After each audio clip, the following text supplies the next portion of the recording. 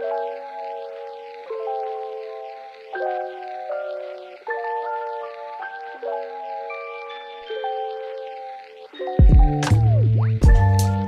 and welcome to the Smart Beauty Podcast. I'm your host, Viola Levy, beauty journalist and founder of copy-led branding agency, Smart Beauty Creative. We're here to create your brand voice and craft the story behind it. Welcome back to Smart Beauty. Today I'm speaking with Catherine Bossom, founder of Flamingo consultancy. Catherine spent over 2 decades on the inside of luxury beauty retail, starting as a graduate trainee at Harrods, where she worked her way up to becoming a member of the buying team before later taking up the helm as beauty buying manager at Selfridges, followed by becoming head of buying at Space NK. She has seen the beauty industry transform from the pre-internet days where retailers literally travelled overseas to discover new brands to today's saturated marketplace where buyers are inundated with pitches. Now through Flamingo, Catherine works with beauty brands to help them understand what retailers actually want. And spoiler alert, it's not what most of you think. In our conversation, she reveals why brand story often matters more than product quality for that crucial first sale, why getting into a retailer like Space NK or Sephora isn't about who you know, and the harsh reality about what retail can and can't do for your brand's bottom line. We also talk about the personal catalyst that pushed her to leave corporate life and start her consultancy. Catherine was generous enough to share her personal story about how a really tragic family situation set her on the path to building Flamingo. What I really liked about Catherine, aside from her being a fellow single mum building a business, was her lack of self-pity, her determination not to be a victim of circumstance, and the idea that sometimes when life deals us the worst set of circumstances, it can really push us to take risks we might not otherwise have taken, because we're already out of our comfort zone. So there's that mentality of, well, how much worse can it get? We might as well do this and see what happens. So really inspiring lady. If you're a beauty founder trying to break into retail, or if you're just curious about what really goes on behind the scenes in the beauty industry, this conversation will give you the inside track from somebody who's been on both sides of the buying desk, and also look at how adversity in our personal lives can really be the making of us. Let's dive in. So Catherine, thank you so much for joining me on the podcast. Lovely to be speaking with you today. Thanks so much for having me. You've had quite a journey. What experiences stood out for you among that whole journey? Like, what do you feel was the most significant? Wow, gosh, I mean, all significant for many different reasons. I guess for me, probably the most significant and the most shaping of my career was my time at Harrods. So, starting as a graduate trainee many years ago, and then working in lots of different aspects, I think really shaped what my career has become. I worked for a very inspirational lady, the beauty director at the time, a lady called Marigay McKee, and she was hugely instrumental in shaping my future career. So yeah, I definitely think Harrods was something that shaped that. Beauty wasn't something that had even been on my radar before. I think other than being a consumer, it wasn't something that I'd ever considered as a career. So yeah, I would say that Harrods definitely shaped that. And what did you feel you learnt about the luxury beauty scene during your time there?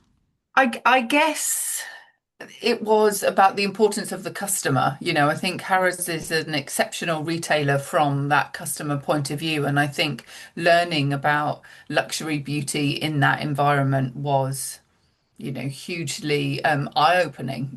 I think in terms of either the levels of service that a customer would expect, or even down to the things that customers would pay for. I guess it kind of shaped what beauty luxury really meant.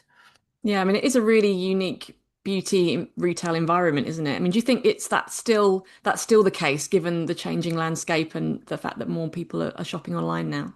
Yeah, I think so. I think, retail, whether it be somewhere like Harrods, Selfridges or Space NK, beauty is still a very experiential, in-person experience. I think, Mm. yes, online has changed how consumers shopped, but I think you can't get away from the fact that, almost 60 to 70% of beauty retail is still done in a store environment. So yeah, I do think that that experience in person is very important. Mm. And then obviously you worked at Space NK, very different environment. Yeah. What were the main things that you learned during your time there, and and how did it kind of contrast to working with Harrods?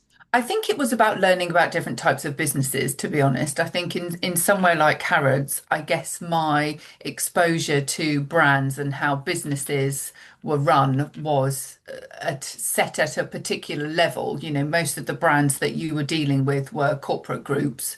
It wasn't necessarily individual brand founders. Yes, you might have met the founder, but that was still, Bobby Brown at Bobby Brown as part of Yeah. Estee Lauder. And so I think for me, moving to Space NK really opened up my eyes to meeting the actual founders of the brands that were personally very, invested in them, whether that be, Sylvie Chantecaille or Sarah Chapman or Margaret Dabbs or Adam and Paul from Percy and Reed at the time. It was meeting those people. And I think it really opened my eyes up to a totally different world of business and Mm. and what it really meant as a retailer when you were asking that person for something. It was very different than the corporation. So that was No, definitely a definitely. huge learning curve for me.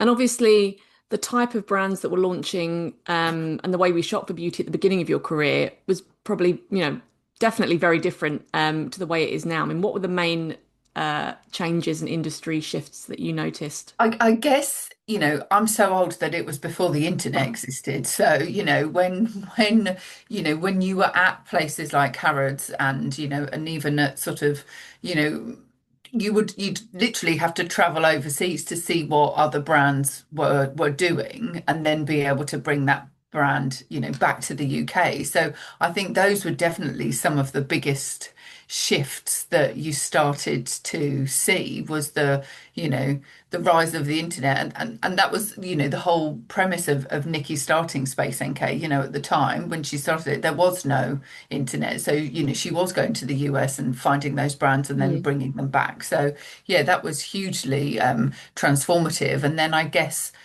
how brands started to present themselves really changed. Again, Instagram and things like that didn't exist. No. So retailers really were the place where you had to go to discover the brand. As a consumer, you would have been discovering it in magazines, blogs were just Mm. starting. Somebody, people like Caroline Hirons and Jane Cunningham, with their blogs, they were just sort of starting out when I was at Space NK. So yeah, it was a very, very different landscape to now. Mm.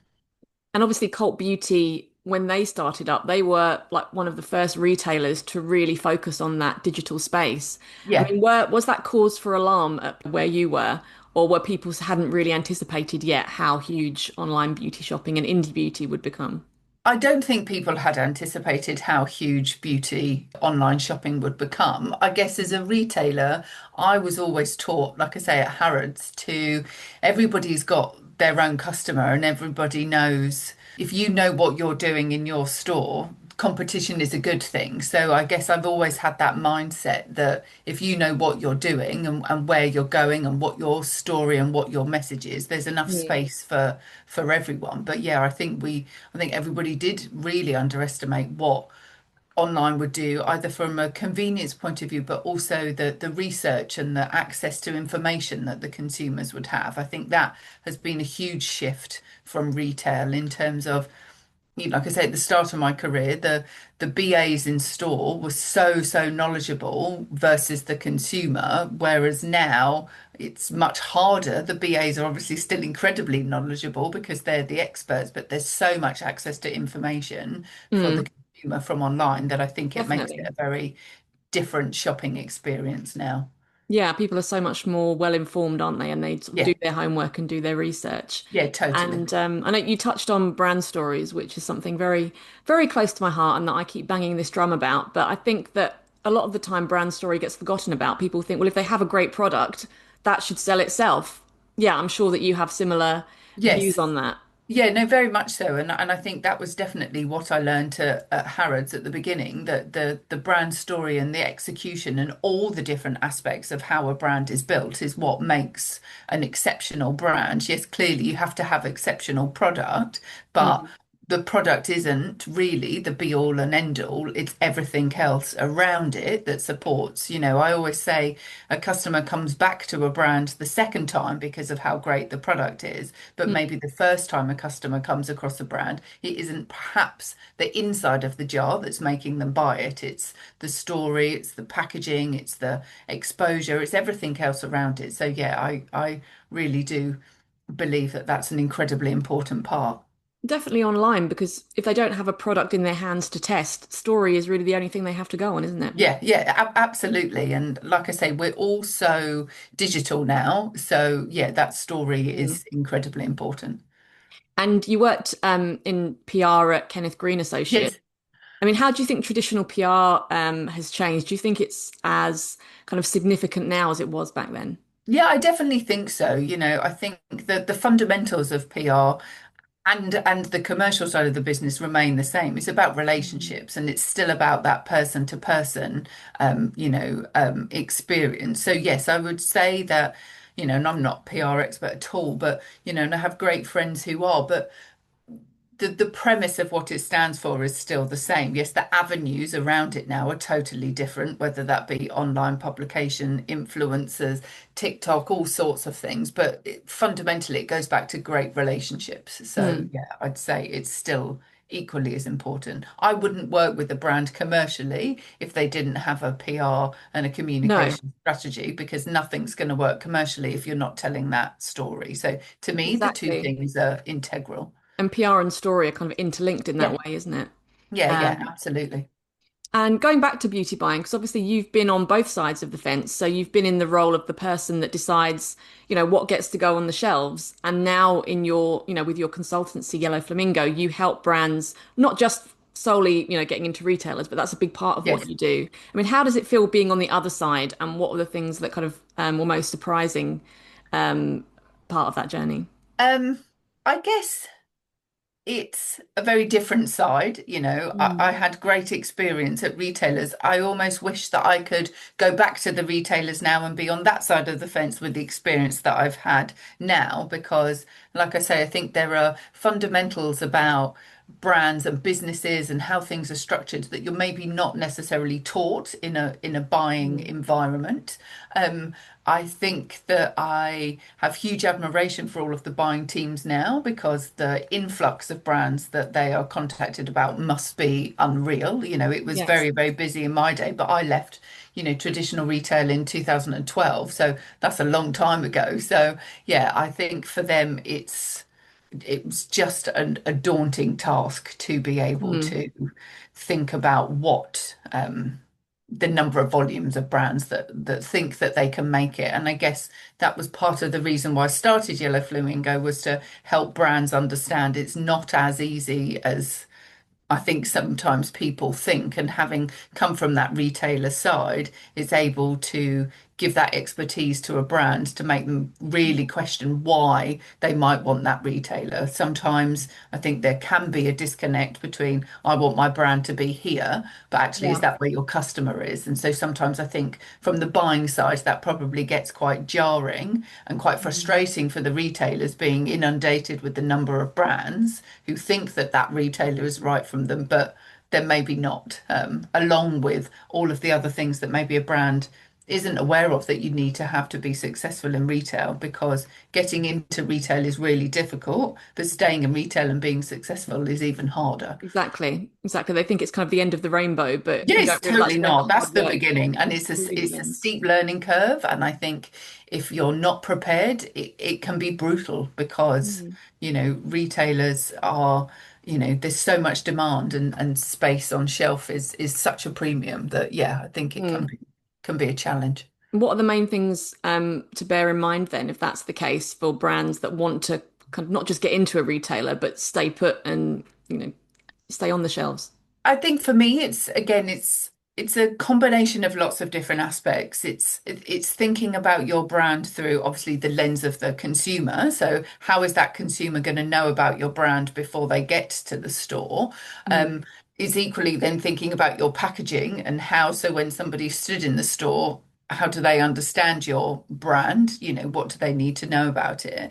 But it's equally about investing in the people in the store and the training. Training and education is a huge part of a brand success in a store, along with the marketing support that you'll need to deliver to that retailer, along with all of the marketing and PR and social aspects outside of that retailer to ensure Mm. that when I am stood in that store and I'm looking at, a shelf of product, that I've got some of that brand recognition from, oh yeah, I've seen that brand here, or somebody's talked about it. I think it's a combination of lots of different aspects. I mean, some people say there's a bit of a naivety when it comes to going into retailers because I think some people assume that once you're in somewhere like Harrods, you're going to see, the sales soar and, the money rolling in. Whereas actually, it's more of a marketing exercise, isn't it? Would you agree that it's more about raising awareness? Because once you're investing in all the sort of PR and marketing like stuff that you've just described, and then also once the retailer takes their margin, you're not really left with much at the end of it.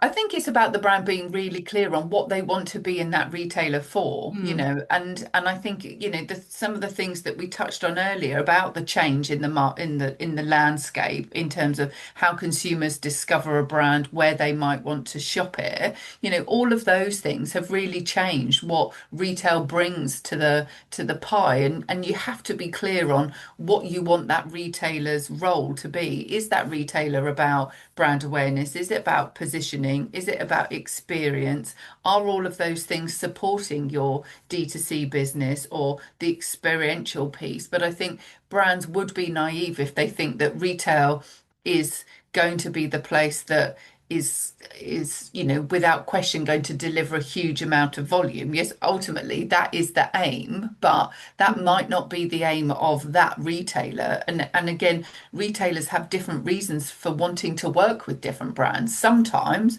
the retailer's motivation isn't about revenue. It could be about customer acquisition. It could be about brand awareness for them. It could be Yes. experience. It could be, how does that brand help to solidify what that retailer stands for? So, and again, that's sometimes where the disconnect can come, because if a brand purely thinks that being in a retailer is just about the volume driver, then you've got to think about, well, who is that volume driver likely to be? And is that volume driver more likely to be a supermarket chain than a luxury department store? So again, it's just being really clear on what the reason is that you want to go there. Because I started seeing more and more luxury brands now being stocked in these, mainstream kind of retailers that I wouldn't have placed them in. Like I saw, I believe it was Byredo, and now on Tesco online. I mean, that's wild. What do you I think think about it's that? for me, like I say, I believe that if your brand, if the brand is right, the consumer can discover you anywhere. And I think that people need, or brands need to be really clear on the reason for that retailer. It might be that Byredo is not going to necessarily take a huge amount of money, perhaps from being on Tesco online, but the eyeballs that that brand will then get from being there Mm. might then drive their D2C sales, or because it's fragrance, it might really drive their sales, somewhere else. So again, for me, it's just about what is the point, what's the reason that you're working with that partner, and if everybody's clear on that, then I think it makes sense.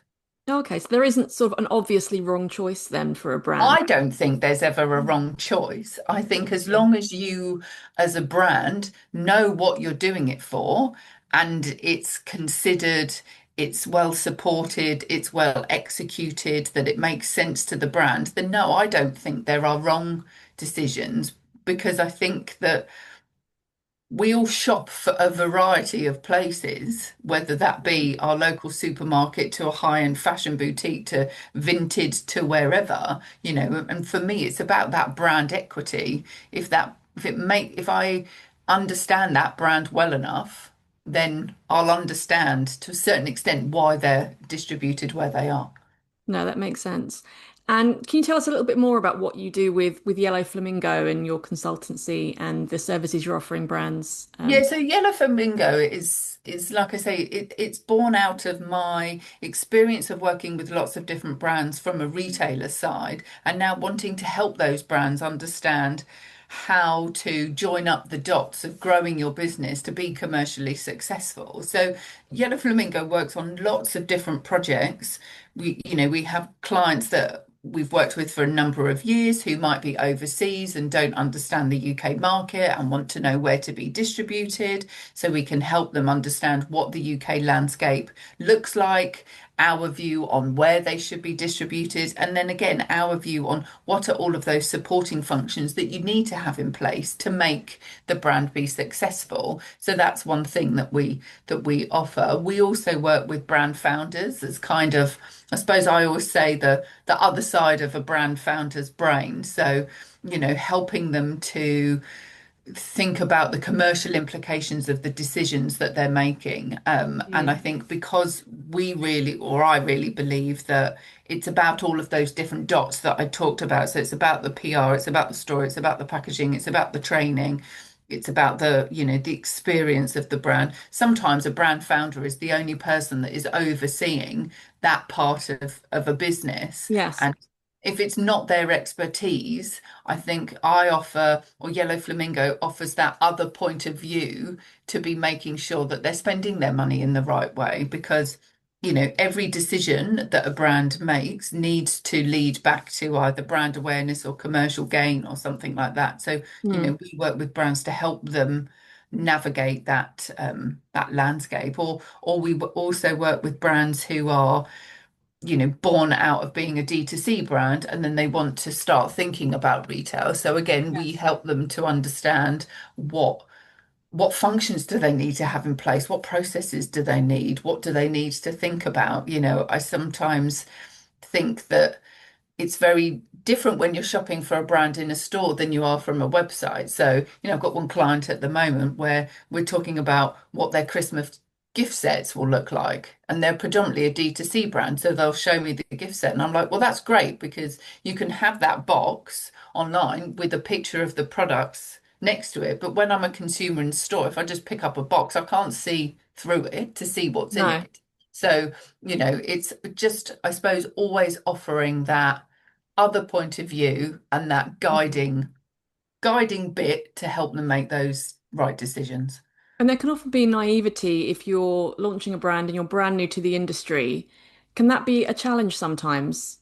I Like, think it's a massive challenge, but then I also say to a lot of the founders, I sometimes think it's also their superpower because I think mm, naivety is brilliant in the sense of, I'd never launch a brand for all of the reasons that you know, I know how hard it is. And sometimes I yes. think that having that naivety is good because What you don't know, you you don't don't know. do. So, but what I do think is really important, which is the work that I love doing the most, is, like I say, is helping to guide that to make sure that those decisions are made in the right way. But Mm. yeah, I think there's so much to navigate in our industry. There's so many things to think about from an industry point of view, as well as the customer. So, yeah, but I just think naivety is good because if you knew, you'd never do it. No, I definitely wouldn't, having worked No, in I wouldn't either. for so long. Um, and I guess what you were saying earlier, that there are so many brands sort of coming through now and buyers are overwhelmed. I mean, do you think that if you are a founder, it's best to partner with somebody like yourself if they're going to ever have a chance of getting into a prestigious, a prestigious retailer like Space NK? I mean, I would say yes and no. I don't necessarily think I don't have a magic wand any more than the brand founder would. No. I think the thing about working with somebody either like me or, lots of the other, business consultancies that are out there is it's about making the brand be prepared. So I think for me that the bit that I always say to the clients that I work with, it's not about me having that conversation with Space NK. It's about me helping for you to have that conversation with Space Yes. NK, and I guess that's the bit for me that is the most important because I don't believe, and people at retail can tell you otherwise, but I don't think it matters who is asking the retailer to look at the brand. If the brand is not right, then it doesn't matter whether it would be me trying to ask somebody that I've known for 20 years or not. Mm. It wouldn't matter. So I do think that a brand being prepared is the best thing. But no, I guess that's slightly contradictory because I run a business that does that. But I don't think it always needs to be somebody else. You just need to be prepared. And there are many clients that I've worked with who I've worked with behind the scenes, and then I've not then had any involvement with them going to the retailer. Mm. They've then done it themselves. But for me, it's about making sure that they've understood all of the bits that we've chatted about that they need to have in place so that when they get that meeting, whether that's through their PR agency, something they've done themselves, somebody else they know, that they're in that best possible place. What I would say to brands is, you know, no, if anybody that says to you, "Oh, I can get you into this retailer," I don't think they're telling the truth No, because no.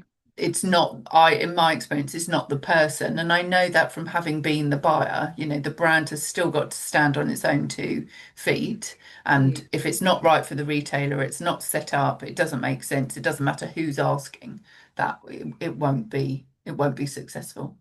And I know that every retailer is different and, things change and trends come and go, but is there a set criteria for what a beauty buyer, somebody like, in a position like you were, is looking for that I doesn't don't think there's change? a set criteria. Mm. For I guess the retailer is very clear on what their ambition is, who they're trying to attract from a customer point of view, what categories they want to grow, what's happening in the marketplace. I don't think there's set criteria other than the brand has got to be able to deliver, well, I mean, stock, but, the training, the sampling, the marketing. I think the fundamentals of being successful are kind of the same. But no, there's no set criteria in terms of doesn't have to have a celebrity brand founder. You don't have to have X number of followers on Instagram or this, or this. Again, it all goes back to what is that retailer looking for? And Mm. sometimes for a brand, you don't know that because you're not at the retailer. So, I think it's about reading up about that retailer, seeing like-minded brands that they stock, and again, understanding that retailer and why would they be interested in your brand. There'd be no point in trying to pitch a uber expensive product to a Tesco marketplace because that isn't their sort of, space. Yeah, Byredo did it, but Oh, Byredo did, I know. Now I'm going to have a look at that. But no, sadly, there isn't I don't think anyway, a retailer coming on here might tell you something different, but no, I don't Mm. think there's a magic list of do these 10 things and then this happens. For you, once you sort of worked in-house at these different prestigious companies, what really sparked the idea of launching Yellow Flamingo? I guess I'd had some great mentors along the way, people like Tracy Woodward and Hilary Dart who had worked, for themselves and done this sort of consulting thing. But I guess being really transparent, it was a very personal decision to go and work for myself. I think, my new husband at the time was, particularly unwell. And I guess it made me think differently about what was important. And so I think wanting to work for myself where clients were bothered about the outcome that I delivered, not where I was at 9 o'clock on a Monday morning, I Yes. guess became the real catalyst to doing it. So it was quite a I guess it definitely was a personal thing. Like I say, Nick had been diagnosed with a terminal illness. We had a young daughter.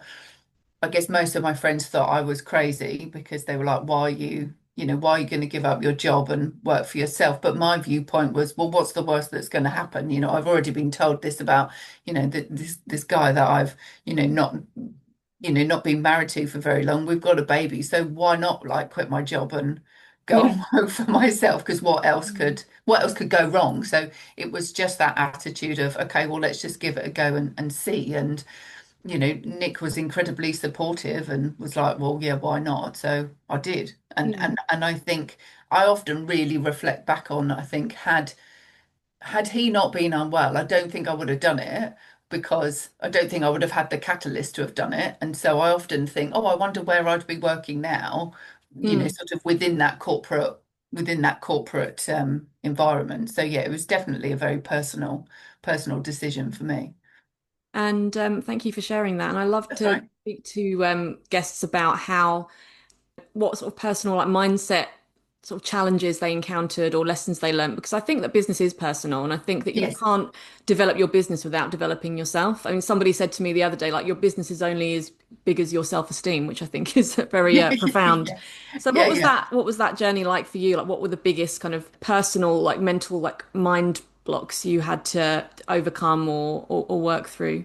And I when guess it was, my daughter was quite young at the time, she was probably 3. Like I say, Nick was dealing with a terminal illness, and we were traveling up from Sussex to the Royal Free Hospital, every 3 months for them to scan him to see how the yes. cancer was progressing. So I guess for me, working was a great distraction, but it was also just a way of, like I say, the whole viewpoint was, well, what's the worst that's going to happen? We knew what the worst was going to happen at one point. So it was just a case of, okay, well, I'm just going to make the most of it whilst I can. And then he was so supportive of, look, just go and do what you want to be able to do. So he was at home looking after our daughter. So yeah, it was just that real catalyst of, okay, well, I'll just see how I get on.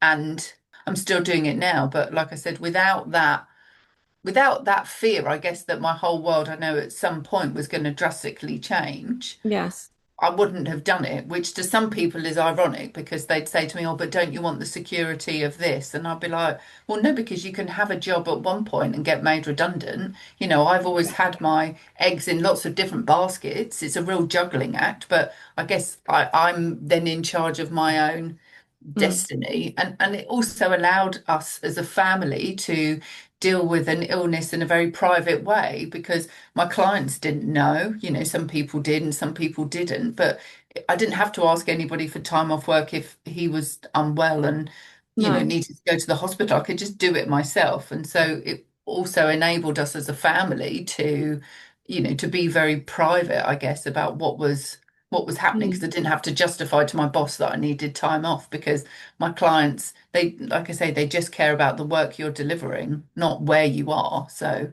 Mm. But it's always a challenge, I guess, in the early days of building a business. I mean, how did you kind of navigate that with everything else that you had going on?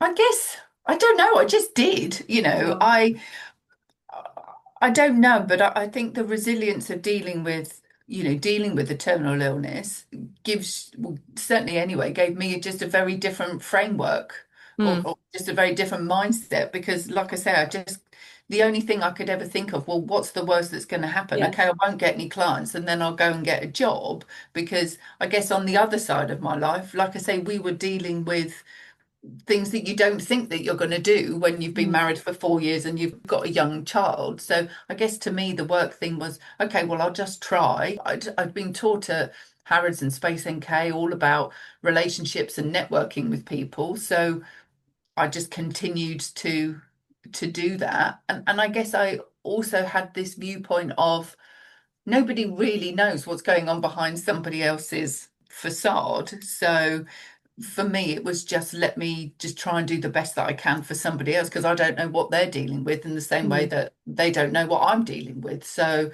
let's just do this and see what happens. It definitely changes you, because it changes your outlook on everything, whether Mm. that's down to something that happens with the school mums or this thing or that thing. You just think, well, it doesn't matter because I've dealt with this.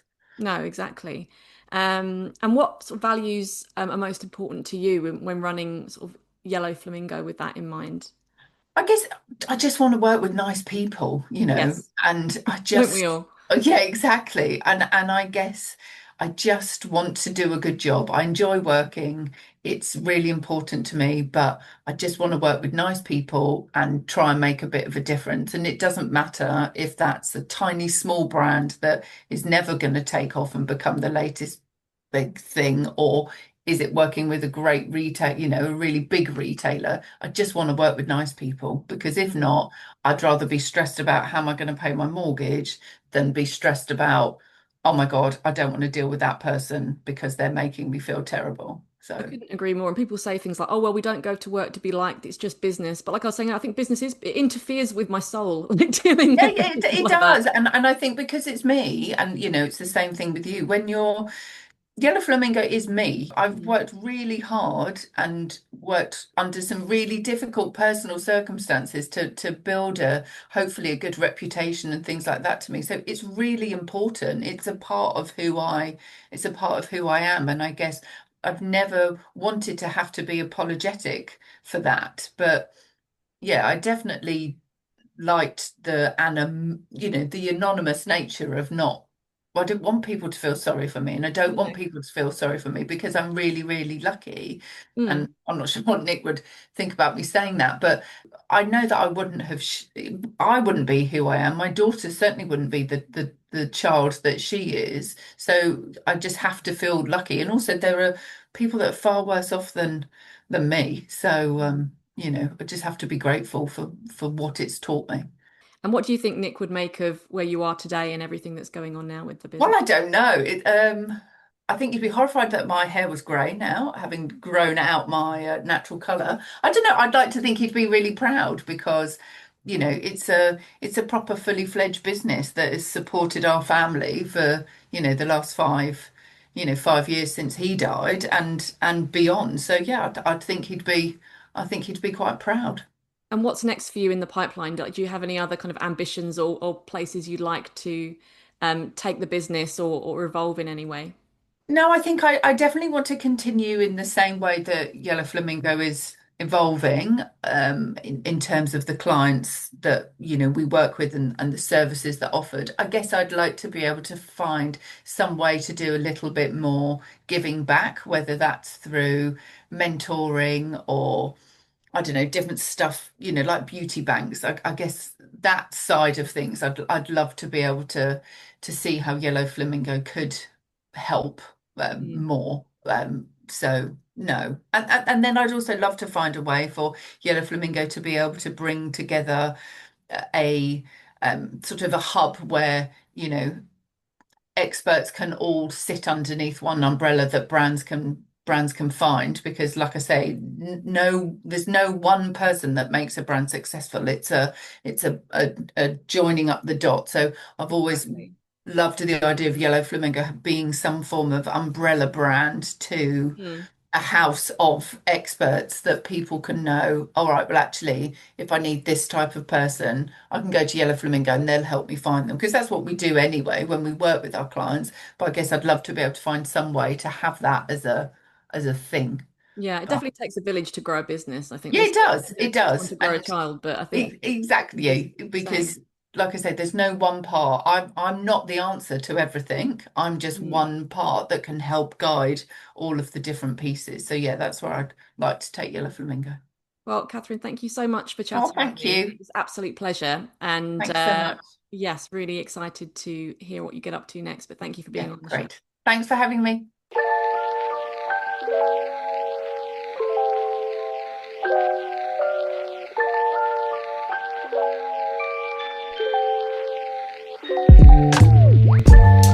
I hope you enjoyed that episode. All links will be in the show notes, and feel free to visit smartbeautycreative.com or visit us over on Instagram to find out more about what we do. And if you enjoyed listening, please don't forget to rate and review Smart Beauty on iTunes as it helps people find us. See you next time.